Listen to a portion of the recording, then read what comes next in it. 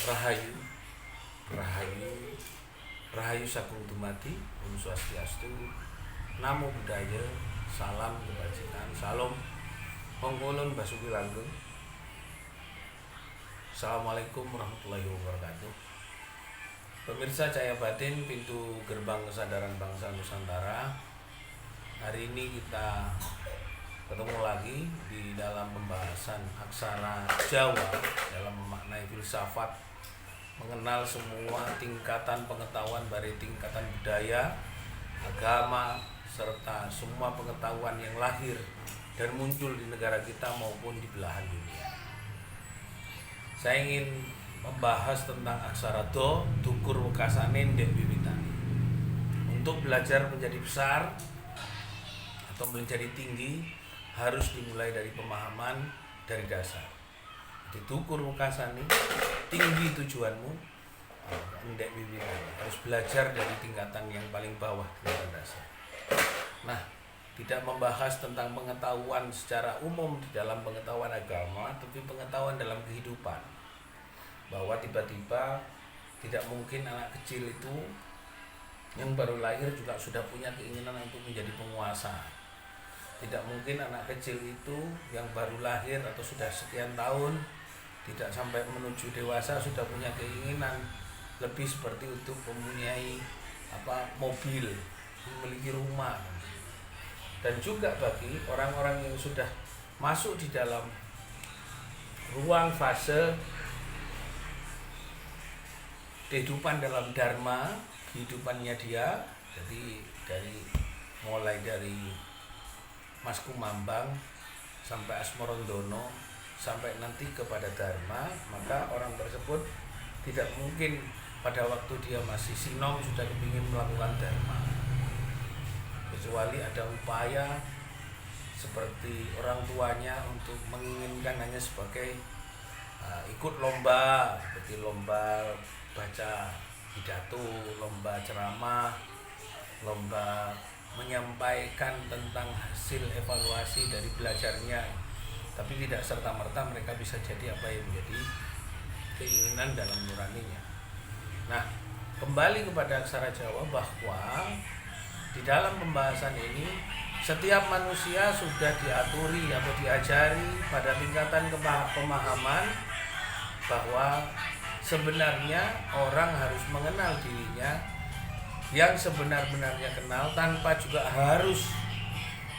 dia harus berupaya sendiri mengenal dirinya tanpa harus bertanya kepada orang lain, kecuali kepada guru penuntun batin, penuntun sekolah, atau hanya sebatas konsultasi. Tapi sebenarnya untuk menuju pada tingkatan yang tinggi, maka dia harus betul-betul belajar pada tingkatan dasar, mengenali dasar-dasar pengetahuan tentang kepemimpinan, mengetahui dasar-dasar menjadi seorang yang bisa untuk memimpin sebuah usaha besar. Maka dia harus ngerti tentang makna-makna hidup dalam ruang manajerial.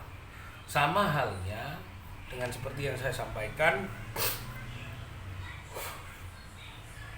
bahwa ketika saya ingin menyampaikan ini, saya belajar dari sebuah pengetahuan yang berangkat dari pemahaman diri.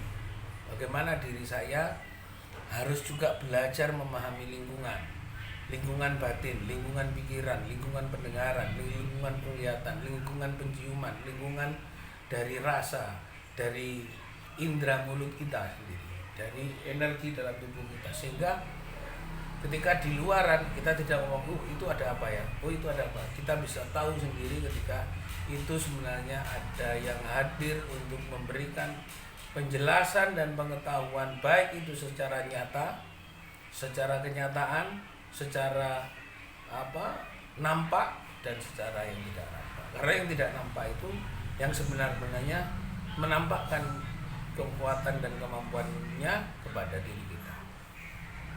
Pemirsa Cahaya Batin, pintu gerbang kesadaran bangsa Nusantara, patut kiranya kita untuk memahami tentang apa yang menjadi dasar berpikir kita untuk menjadi tinggi dalam kemanfaatan dalam kehidupan. Jadi bukan sekedar kita, banyak yang orang sekarang mulai tingkat kesadaran ojo mong nyampe ke kejaba kon dhewe ora pernah ngerasake. Jadi banyak orang yang bercerita tentang alam surgawi, alam kenikmatan, tapi sebenarnya dia tidak menemukan yang namanya pemahaman surgawi secara dasar. Dia tidak memahami pemahaman tentang neraka atau yang secara dasar. Di mana sebenarnya? Kalau ditanya oleh orang-orang tertentu maka dia akan bertanya katanya. Katanya siapa? Katanya yang menyampaikan, buku kah? Internet kah? Tapi bagi orang yang memahami betul dari mana? Ya dari Gusti. Dari Allah, dari Allah itu sendiri. Dari Sang Maha Pencipta itu sendiri yang menyampaikan, bukan dari buku. Jadi bagi orang-orang yang masih mengatakan ini berdasarkan teori John Juarez, J.J. Rousseau, Machiavelli, David Copperfield, atau Tolstoy, atau bukunya dari Gramsci, Nietzsche, atau buku-buku tentang masalah kesenian seperti dari ilmu kontemporer, dari ilmunya dan banyak buku yang sebenarnya sudah menurut saya saya taruh di dalam-dalam, apalagi mungkin tulisan para empu dibaca, disadur, dipahami. Namun sebenarnya pada saat ini orang akan ditanya tentang bagaimana sebenarnya pemahaman kamu sendiri tanpa harus membaca literasi dari orang lain. Itu kan berarti sama saja ketika itu ditanya gambaran kamu itu hanya sekedar memahami tulisan dan menghafalkan tulisan orang lain. Apa yang kamu sampaikan itu hanya menghafalkan tulisan dan hanya mengkopi dari pandangan orang lain. Bagaimana sebenarnya pandangan dirimu tentang Tuhan, pandangan dirimu tentang ketauhidan, keesaan, ketuhanan, lalu ke alam kedewatan, ke alam Roh Kudus, ke alam Jawa, Nusantara.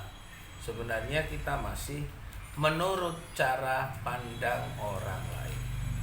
Kita tidak pernah menggunakan aksara Jawa dengan cara pandang diri kita, cara pandang bangsa kita, dan cara pandang kita melihat masa depan untuk anak cucu kita. Dan yang terjadi adalah kita memaksakan kepentingan kita sendiri kepada orang lain. Kita memaksakan kepentingan kita sendiri untuk merubah kenyataan lain. Sehingga sekarang sudah banyak tingkat pejabat sendiri tidak yakin terhadap Negara Kesatuan Republik Indonesia. Dia tidak yakin dengan Negara Kesatuan Republik Indonesia. Dan dia tidak yakin sebenarnya masa depan Indonesia ini juga bergantung pada dirinya. Maka menurut saya kita sudah mengalami sebuah peristiwa panjang, mulai dari pandemi, bencana alam, krisis moneter, kekurangan tingkat ekonomi, dan sebentar lagi kita akan ada sebuah kebijakan-kebijakan baru lagi yang sekiranya kita tetap harus mematuhi, namun dalam batas ambang sadar dan menyadari bahwa negara bekerja, rakyat berusaha. Bukan negara bekerja, rakyat yang menanggungnya.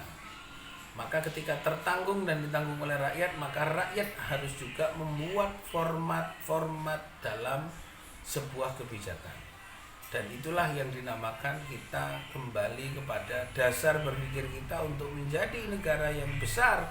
Maka negara ini belajar dari hal yang mendasar untuk kembali kepada dasar negara, yaitu menjunjung tinggi nilai-nilai kemanusiaan, nilai-nilai keadilan, nilai-nilai ketuhanan, nilai-nilai persatuan, nilai-nilai demokrasi, dan keadilan sejahtera.